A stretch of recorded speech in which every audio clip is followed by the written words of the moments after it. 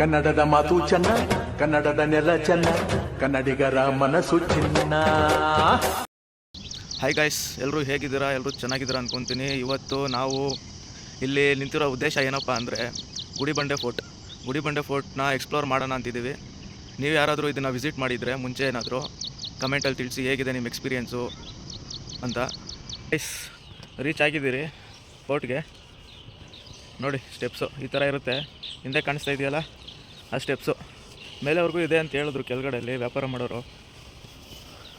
ಏನು ತೊಂದರೆ ಇಲ್ಲ, ವಾಟರ್ ಬಾಟ್ಲು, ಬಟರ್ ಮಿಲ್ಕು ಎಲ್ಲ ಸಿಗುತ್ತೆ, ಕುಡ್ಕೊಂಡು ಹೋಗ್ಬೋದು. ಟ್ರೆಕ್ಕಿಂಗ್ ಥರನೂ ಇರುತ್ತೆ. ಮೇಲೆ ಸನ್ರೈಸು ನೋಡೋಕ್ಕಾಗಿಲ್ಲ ಇವತ್ತು, ನಾವು ಲೇಟಾಗಿ ಬಂದರೆ ಒಂಚೂರು. ನೀವು ಬರೋರು ಸ್ವಲ್ಪ ಪ್ಲ್ಯಾನ್ ಮಾಡ್ಕೊಂಡು ಬೇಗ ಬನ್ನಿ. ಬೆಂಗಳೂರಿಂದ 100 ಕಿಲೋಮೀಟ್ರು, ಕ್ಯಾರ್ಪುರಮಿಂದ 100 ಕಿಲೋಮೀಟ್ರ್ ಇದೆ. ನೋಡಿ ಗೈಸ್, ತುಂಬ ಕಷ್ಟ ಇದೆ ಟ್ರೆಕ್ಕಿಂಗ್. ಇಲ್ಲಿ ಯಾರೂ ಜನಗಳೇ ಇಲ್ಲ, ಇಲ್ಲಿ ನಾವೇ ಬಂದಿರೋದು ಫಸ್ಟು. ಓಹೋ, ಯಾರೂ ಇಲ್ಲ. ನಾನು ನಮ್ಮ ಫ್ರೆಂಡು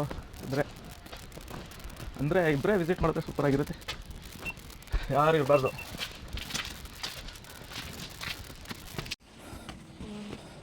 ಯಾ ಬೆಟ್ಟಗಳು ಒಳಗಡೆ ಇನ್ನೂ ಎಷ್ಟು ದೂರ ಆಗ್ಬೇಕು ಬ್ರೋ? ಟಫ್ ಇದೆಯಾ?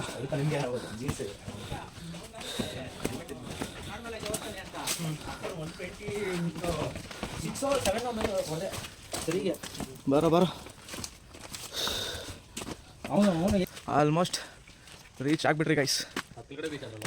ಹಾಂ, ಅಲ್ಲ ಇಲ್ಲಿ ಮೇಲೆ ಟಾಪಿಗೆ ರೀಚ್ ಆದ್ರಲ್ಲಪ್ಪ, ಇನ್ನೂ ಐತೆ ಇಳಿಸ್ಕೊಂಡು.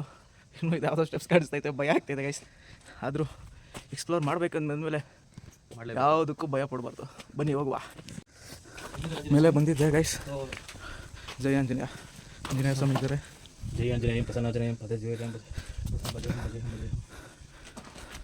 ಎಲ್ಲರೂ ಕೈ ಮುಕ್ಕೊಂಡು ಮೇಲೆ ಹೋಗಿ ಅಡ್ಜಸ್ಟ್ ಮಾಡ್ಕೊಳ್ಳಿ. ಬನ್ನಿ. ಇವನು ಫುಲ್ ಬೆವರು ಇಳಿಸ್ತಾವನ್ನ ಇಲ್ಲಿ ಕುತ್ಕೊಂಡು. ಬರ ಬಾ, ಇನ್ನು ಸ್ವಲ್ಪ ದೂರನೇ ಐತೆ. ಕಾಲಲ್ಲಿ ನಡೀತದಲ್ಲಿ. ಓಹೋ, ಅದಕ್ಕೆ ಹೇಳೋದು ಏನೋ ಅದೇ ನೀನು ಅಂದ್ಕೊಂಡು ಅದೇ ಕಮ್ಮಿ ಮಾಡ್ಬೇಕು ಸ್ವಲ್ಪ. ಗೈಸ್, ಫೈನಲಿ ಟಾಪು ಮೇಲೆ ರೀಚ್ ಆಗಿದ್ದೀರಿ. ನೋಡಿ ವ್ಯೂ ನೋಡಿ ಹೇಗಿದೆ. ಹಿಂದೆಲ್ಲ ಬೆಟ್ಟ, ಅಲ್ಲಿ ಊರು ನೋಡಿ. ಮೇಲೆ ಟೆಂಪಲ್ ಇದೆ ಅಲ್ಲಿ.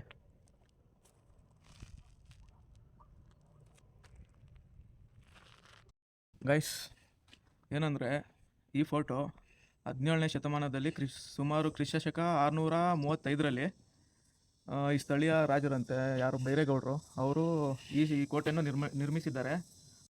ಇಲ್ಲಿ ಸೈನಿಕರನ್ನ ಕರ್ಕೊಂಬಂದು ಇಲ್ಲಿ ಸೈನಿಕರ ರಕ್ಷಣೆಗೆ ಹಾಗೂ ಈ ಕೋಟೆ ರಕ್ಷಣೆಗೆ ಎಲ್ಲದಕ್ಕೂ ಇದನ್ನು ಯೂಸ್ ಮಾಡ್ತಿದ್ರು. ಇಲ್ಲೊಂದು ದೇವಸ್ಥಾನ ಬೇರೆ ಇದೆ, ಶಿವನ ದೇವಸ್ಥಾನ, ತೋರಿಸ್ತೀನಿ ನೋಡೋಣ. ದೇವಸ್ಥಾನ ಕ್ಲೋಸ್ ಆಗಿದೆ ಅನಿಸುತ್ತೆ ಮೋಸ್ಟ್ಲಿ. ಯಾವಾಗಾದರೂ ವಿಶೇಷ ದಿನಗಳಲ್ಲಿ ಮಾತ್ರ ಓಪನ್ ಮಾಡ್ತಾರೆ ಅನಿಸುತ್ತೆ.